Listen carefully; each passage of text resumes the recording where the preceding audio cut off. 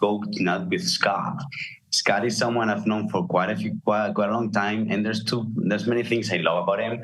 One is his proven innovator record. So probably none of us knows someone that has 11 patents to its credit, that has created 15 published video games, where he's trying to create feelings of belonging through play. So he's in this mission to really take people out of their loneliness and put them together in communities.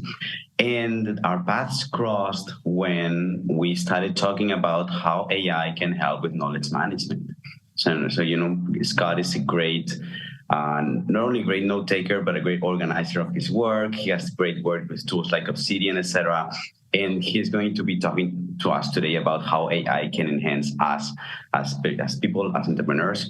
So Scott, take it away. Oh, wow. Okay. I'm going to pivot because the information we were going to talk about was the gorilla problem, and not a problem. I can totally come back. So it was AI and ethics is what it was promoted as. So okay, so go for it. All right. So my don't change the plan.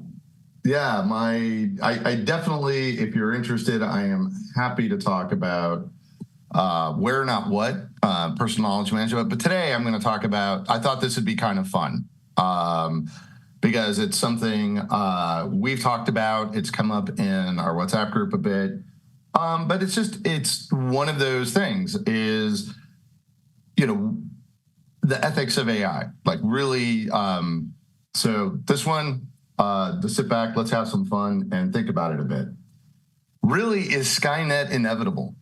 Right? We use these tools, we're very excited about them, but there's always this undercurrent of, are people going to lose their jobs? Like, what's going to happen out of this? And the good news is we have an example, a real life example of this situation.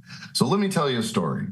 Once upon a time, primates, gorillas, were probably the smartest species on the planet. And as evolution wants to do, it keeps wanting to make things better and better and better. And so those poor gorillas, or likely bonobos, we have about equal DNA between chimpanzees and bonobos, birthed an offspring smarter than they were. So how did that work out for them? Great, we love gorillas. They can flourish everywhere we allow them to flourish. So if we use that as a model, that's what the core of the gorilla problem is we are talking about creating something potentially much, much smarter than we are. And how do we want to handle that? And what are the implications of that? And when we get into it, we're kind of beginning to be at a crossroads. I mean, you've seen the memes, that the sort of the joke, always treat AI politely. So when our overlords take over, they remember that was a nice one, save him or her. But really, these are really powerful tools. And what we've noticed is these massive scale algorithms that when we release them into the wild have an effect on us. We've seen that from social media. We've seen that from just a number of different tools that it's all a very dynamic system. And what I do want to do is I want to get clear. What is ethics? What am I talking about? It's really about the moral principles that govern a person's behavior or conduct or activity. This is really important, that first two words, moral principles, because this debate matters a lot. Obviously, you're talking about freedom and other stuff. You're like, well, let me go to what the challenge is here. Number one, and Sam Harris, love Sam Harris, been very clear about this. Science has recused themselves from this debate. They're not going to give us the answer. And they're not going to give us the answer because of fundamentally the mission of science, what it is about. And secondly, there's not actually a universal definition for intelligence. And so some of the things we're talking about when we get into AI are built upon some concepts that are still extremely hotly debated. Last year, the year before, Brene Brown came out with her book, Atlas of the Heart. We still do not have a universally accepted definition of emotions. We're still debating that. We're still figuring it out. And early on in some of the things I've noticed as I'm trying to learn other languages, the way we express and think about emotions, depending on the language, can be radically different. It's very common in English to say, I am angry, or I am a thing. You are that feeling. But in other languages, we talk about having that emotion. There's counselors that talk about shifting from I am an emotion to I feel an emotion. These may sound like nits, but what we're really talking about is we are now using super precise, largely repeatable technology against deeply human concepts and feelings and values that we're still arguing over. We haven't fully decided. When I say sciences recuse themselves, this really goes back to David Hume, the Scottish philosopher that said, science is about what is, not what ought. So it's a reporting of fact. It's a reporting. And if you think about a lot of the tools we use, even though they're generative, what are they based upon? Us, our writing, our words, our images. You have to train them. Train them with what? Things humans have produced. So in some sense, they're a really interesting technological mirror into humanity. Now, when we get into intelligence, this is one of the key things not a lot of people have really looked at, like with this level of clarity. And Russell Stewart is the one that came up with this phrase, because he has been in AI forever. A system is intelligent to the degree that its actions achieve its goals. These are not intelligent systems in the general sense. And even in all the other senses we talk about, they're goal-achieving engines. And if you think about it, we talk about hallucinations. We talk about the stuff that they do. They don't like to say, I don't know. I often joke that LLM is like some of the engineers I worked with. They're going to give you an answer, and they're going to give you an answer with great confidence because they hate to say, I don't know. And you better go fact check it to see if it's true. But that is a glimpse into the types of systems we're building. Is they're about achieving the goal. And the real question is, who sets that goal? Who sets that objective? And how are those objectives set? We know if you dive into the playground inside of ChatGPT, the old playground, you could take a look and get a glimpse into what these LLMs do, right? They're taking word probabilities and fragments of words, and they're assembling them and picking. So what you're saying is generative AI is they're managing probabilities based on an enormous data set that they've accumulated over time. So, and it's really effective, right? It's autocomplete on steroids, and it feels and looks magical. But is it thinking? Is it intelligence? Is it emotion? And that emotion, I mean, this is one of the parts I really want to touch on, is there's a thing we're learning from modern brain science. A guy named Stephen Grossberg has really led the charge. We are still developing a unified theory of what produces consciousness from a brain. Like, how does a mind emerge from a brain? That's still not well understood. There's this massive gap between neuroscience, where we're measuring electron charges and gaps of neurons, and observe psychological phenomena. And Grossberg is beginning to tie them together. But if you're a follower of Simon Sinek, I'm sure you've heard this before. The part of your brain that makes decisions is not the part of your brain that is responsible for language. Our brains exist on multiple levels that evolved over long periods of time, sort of the three brain model: the lizard brain, the dog brain, and the monkey brain is how I think of it. That ancient, stem core where the amygdala is, of that has the hungers, the drive, the furnaces of being a living animal. And you think of, I always think of a Labrador, and I think of the dog brain, the hippocampus here, the emotions, and like, yeah, let's go. What time is it? Now, it's now. To our prefrontal cortex, the most advanced complex system in the universe. But what we're learning about human intelligence is that we are not always or just only, and this again is debated, so I'm going to fall on the side of, we are not just objective engines. We're not just goal-achieving machines. We're more than that. And intelligence is more than just your ability to achieve your objectives. If you follow a lot of the movement about mindfulness and presence and contribution and sharing, there's an old saying, we're not a human doing, we're a human being. There's value in just being. Well, that's kind of antithetical to I have to achieve something, I have to get something done. How does it work? Like, what are the frontier that is finally getting explored in how our human system works is called interoception. We have lots of exteroception. Sensory input comes in. So in this graph, we get bottoms-up sensory input, right? Your ears, you hear things, you see things, you feel things, you touch things. But at the same time, what guides this is also top-down expectation. And when those two representations resonate, now we have a functional, useful, basically a unit of information. And so what you're seeing in language specifically is we are taking internal representations and converting them to sound and sending them to other brains. We all are nodes in a superbrain. We are all neurons in a giant connection. And just some things to think about. If you do not teach a child to speak by the time they're 10 years old, the parts of the brain that process language don't develop. So we're literally 3/4 of our brain develops outside the womb. So how we connect with each other, how we attune to each other, how we communicate with each other. Humans are one of 5 animals that can sing duets.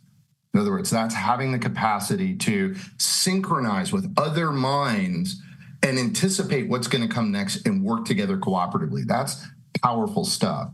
But that representation on its own, insects do that. What's next that is super interesting is this interoception is we have a massive network of internal sensors that feed in and paint that representation with what it means to us. And what sets mammals apart, and particularly humans, is that our PFC, that piece right here behind your forehead, selects the options we could perform from the information we have weighted by how we feel about it.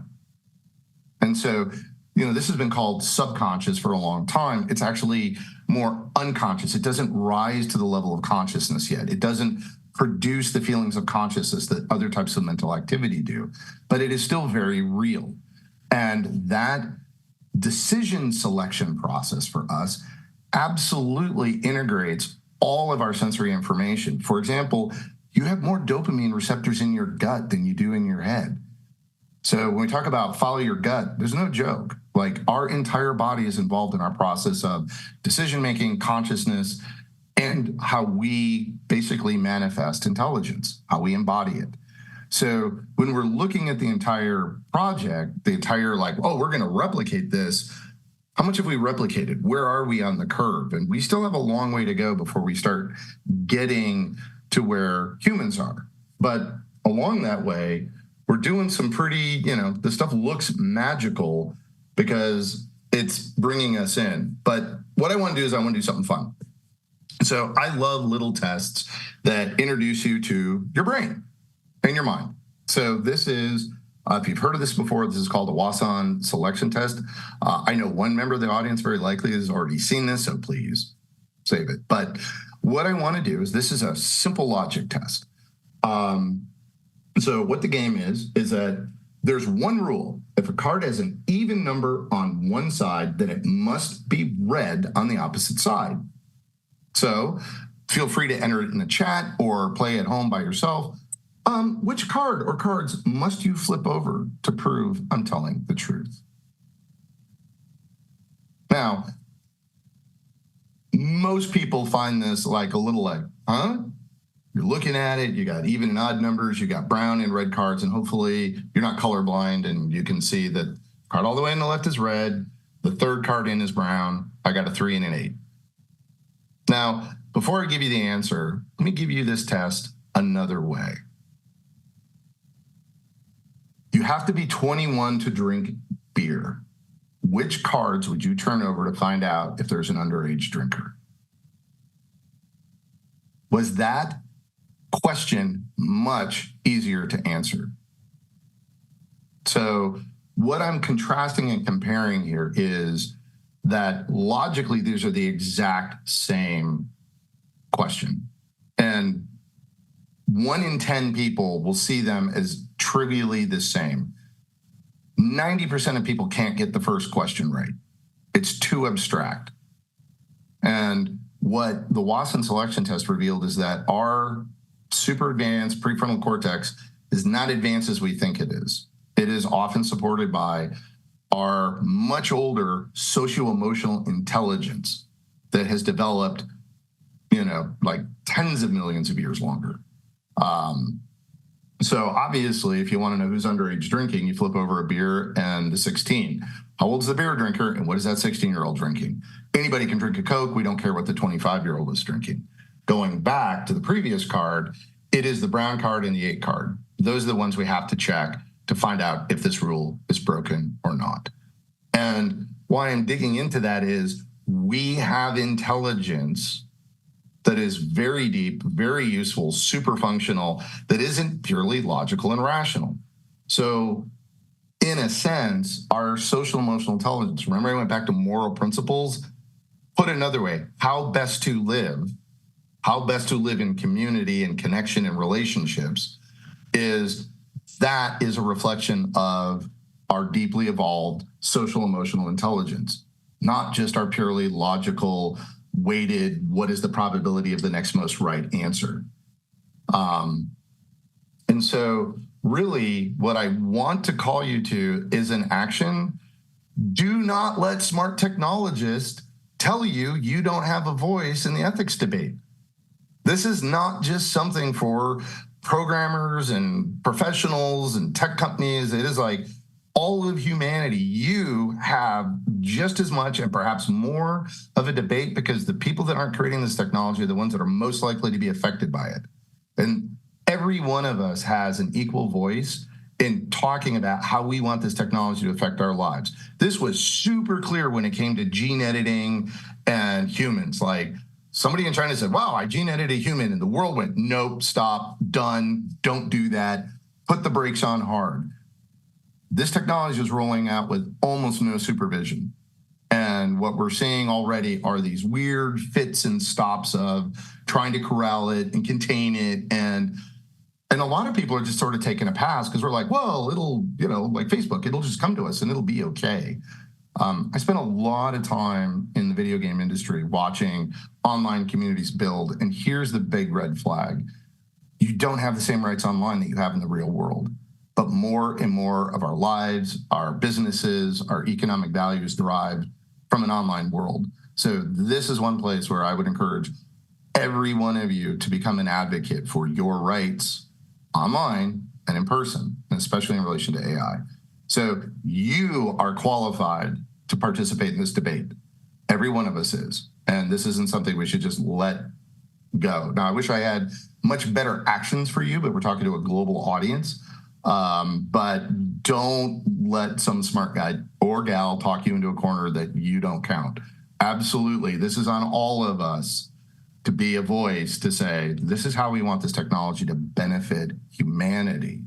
I don't think we want to end up like the gorillas in a nice little preserve to be looked at and oogled over. So there you go. Thanks. Yeah, no, absolutely. Thanks so much. I think you presented a perfect story that got us captivated. So thanks so much for making these points. I would like to have I have first question for you, which is, when the more we use AI, the more we trust AI to make decisions on our behalf, right? So, you got your self-driving car and it's stopping when the car in front of you is stopping, is making right turn, left turn, stopping at a red line, right? And this will just continue this way. We have seen this morning how AI is assisting doctors to identify cancer and other diseases with a better probability even than humans, right? But still, there's human intervention, right? So how do you feel about AI not taking over, but let's put it the other way, humans trusting AI or trusting too much AI? Is there a border there from the ethical perspective? It's a great question. So here's my take on that is, we have a long history of developing tools that solve problems to free us up to do other things. And if you know Peter Zahn, he's kind of a global strategist, interesting thinker. There's a chart I saw of his that showed technology costs are actually like going down and collapsing. The things that are becoming much more expensive, and I think it's interesting, are the careers where humans support humans. You can't put a machine. And so what's the undertone of all these tools taking over is the things that are becoming really expensive are where people are irreplaceable. And where people are irreplaceable is how we support and service each other. So there's a risk. We're becoming dependent on systems. I think that's part of the ethics debate is who controls those systems, who sets the rules. I think those need to be absolutely clearly in the hands of government. And my view on government is it's an operating system. It exists to do no useful work of its own, but create an environment where useful work can be done. And if we have reliable, consistent tools that improve our quality of life, excellent. Who's driving? If we're setting the destination to where the car goes, great. But if the car is telling us where to go, that's the line we want to be careful of, right? To me, is that this should always be humans in control when we can be. And I love Russell Stewart's, these systems don't need to serve human goals, they need to serve human preferences. And that word's very specific because we have conflicting preferences. And the systems need to be able to identify, oh, right, I need to take a back seat while the human figures it out. And so that's the level that I'm a big fan of, is not just, hey, we achieved the goal. It's like, well, wait a minute. Let's make sure we're honoring the whole need of the human, not just this one super specific. Hallucination may only be the tip of the iceberg of stuff we don't want that goal-driven systems produce. And we want to make sure that these things are tools that are basically for the benefit of humanity, not only the profit of a company. Milton Friedman economics doesn't help us here. Yep. No, and definitely goal-driven systems will take us into a whole new venue of discussion. So again, thanks a lot, Scott, here. I'm sending the connection back to Verdem in case there's another question, and looking forward to the next speaker. Thank you again, Scott. Thank you. Thanks for having me. Hope you guys have a great rest of your event. Live from Rotterdam.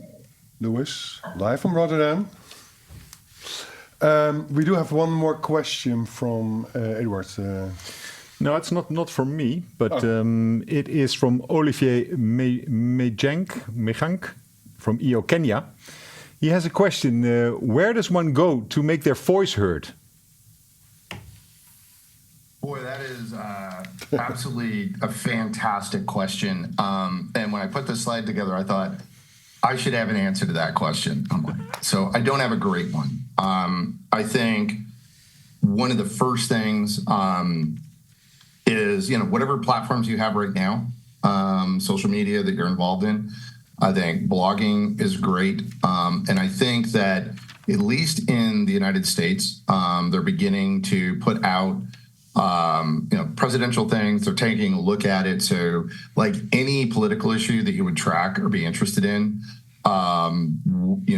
start following those and participate in those debates so that you're tracking how the issues are going. And then in Kenya, I don't know how you influence U.S. policy, but certainly, good old-fashioned letter writing campaigns. The United Nations, the U.S. is still a big backer of that. We have a very conflicted relationship about it, but it is an opportunity for the voice of the world to come together and say, hey, how are these things going to affect us? How are these things going to be governed? I think the European Union does a fantastic job of looking out for consumers. And so there's also, I'm not up to speed with what they're doing in terms of legislation and governance, but I've watched them absolutely have an impact on some major technology companies that have been otherwise immovable. So depending where you are in the world, here's a funny one, ask ChatGPT.